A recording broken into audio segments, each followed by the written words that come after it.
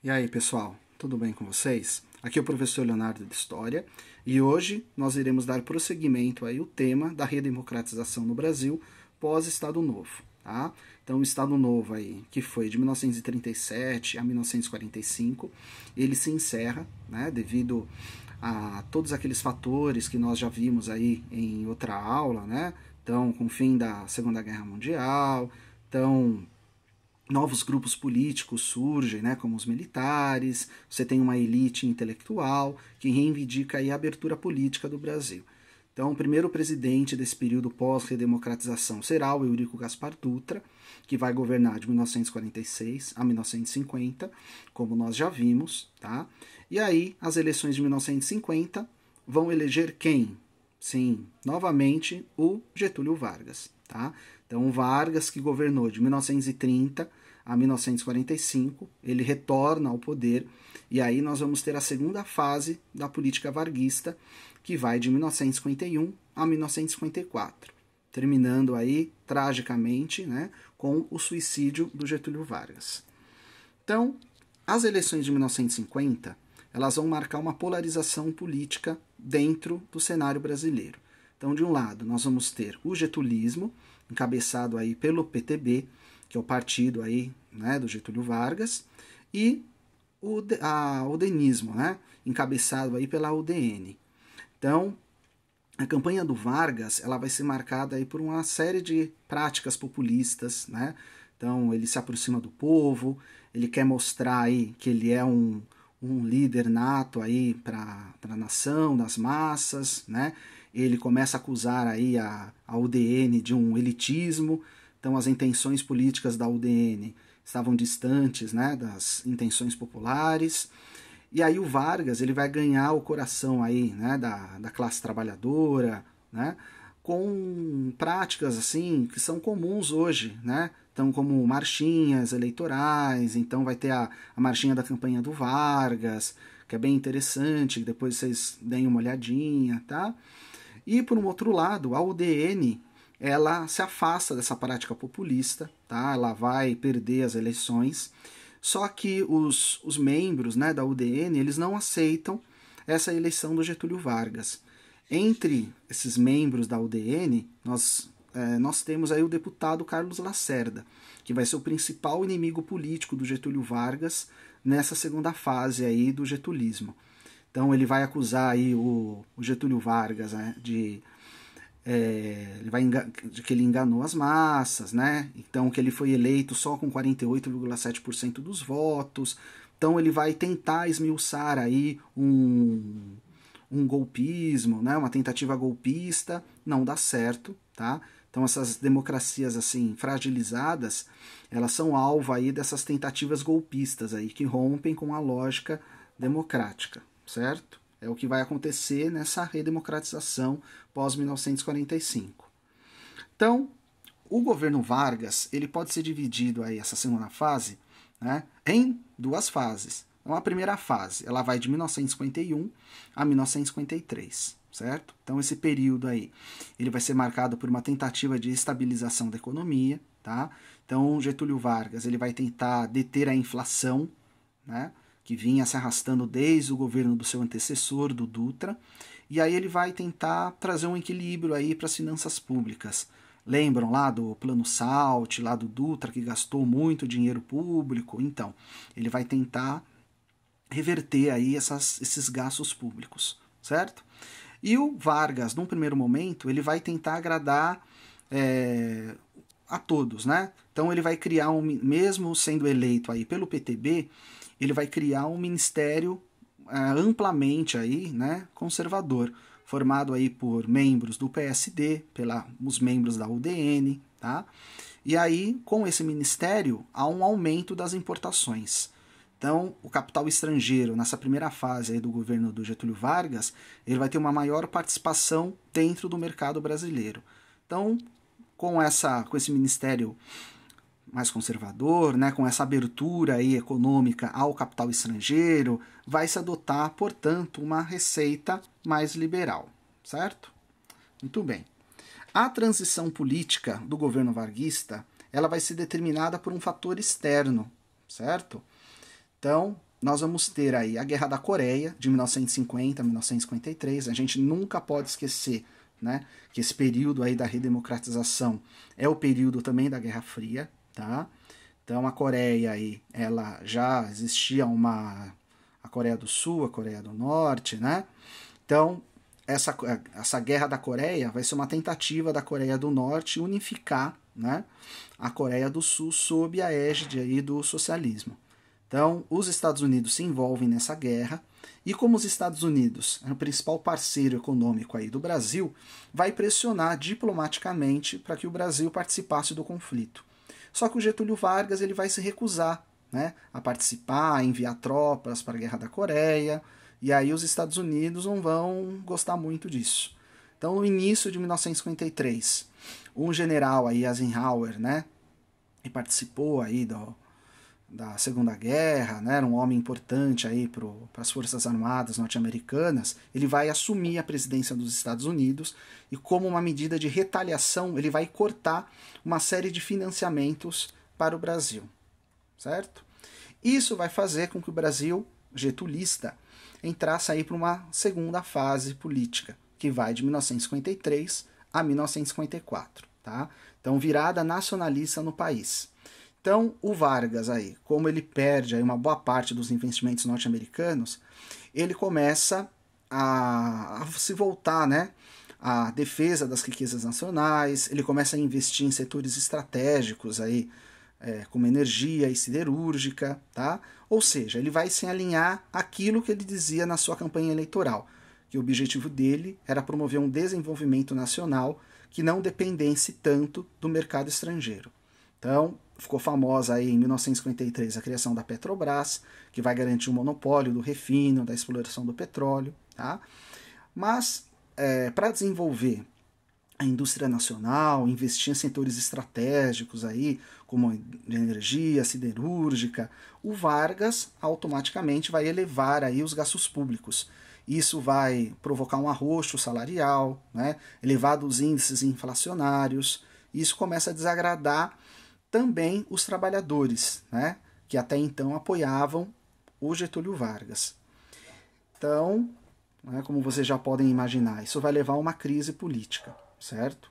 Então, para tentar mediar esses gastos públicos, o governo ele vai confiscar, né, os lucros dos exportadores de café.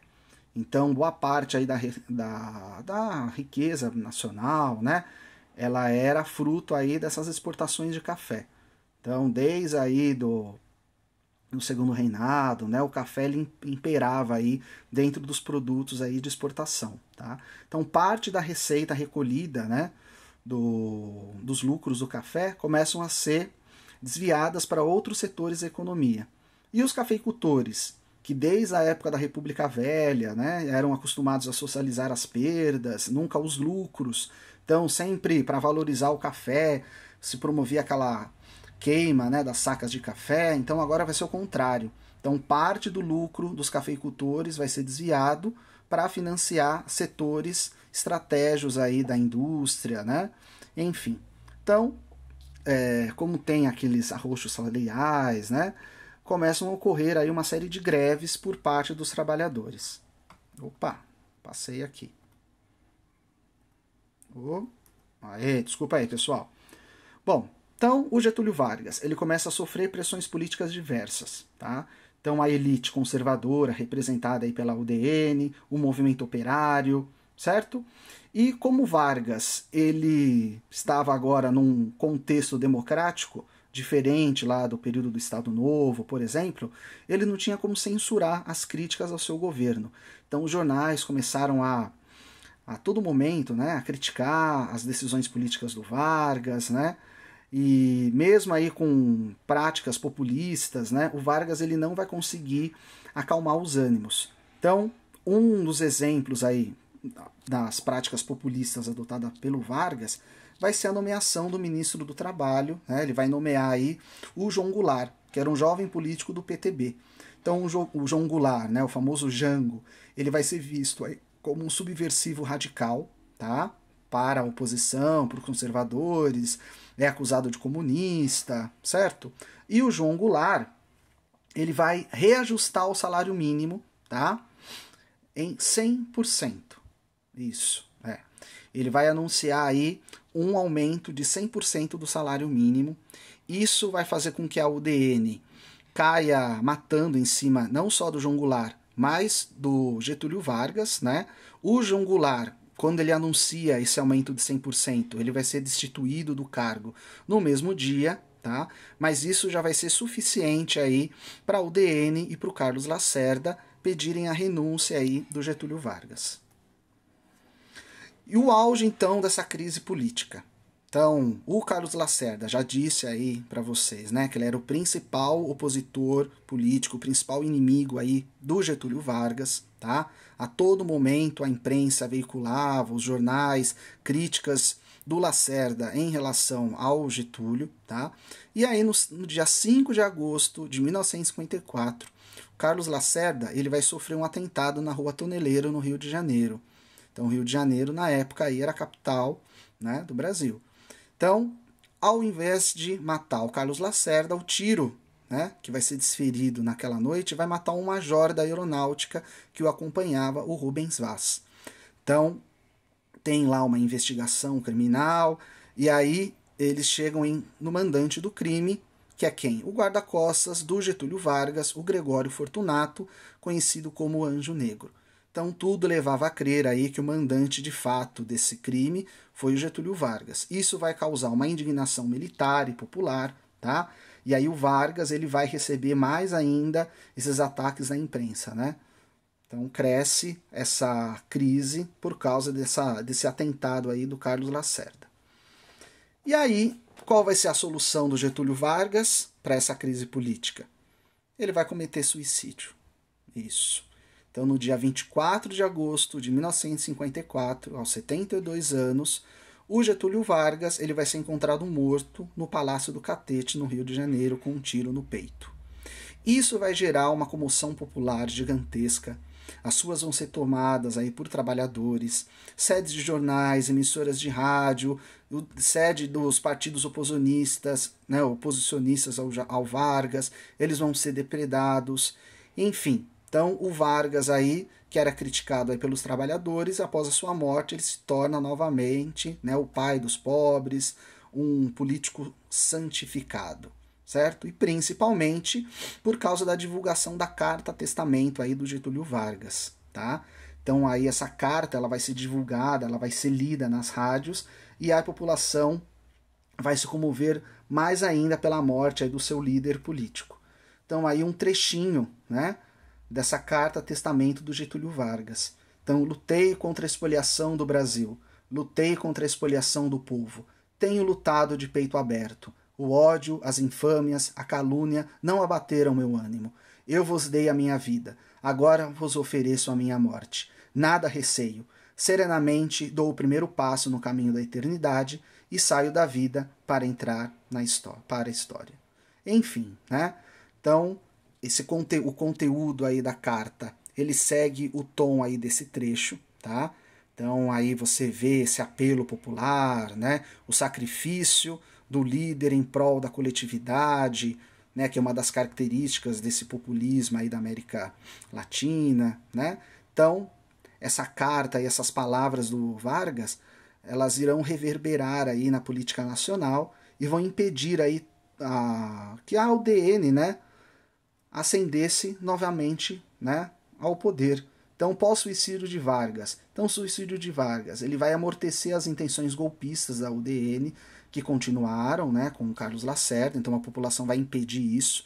Então, a lógica democrática ela vai seguir, né?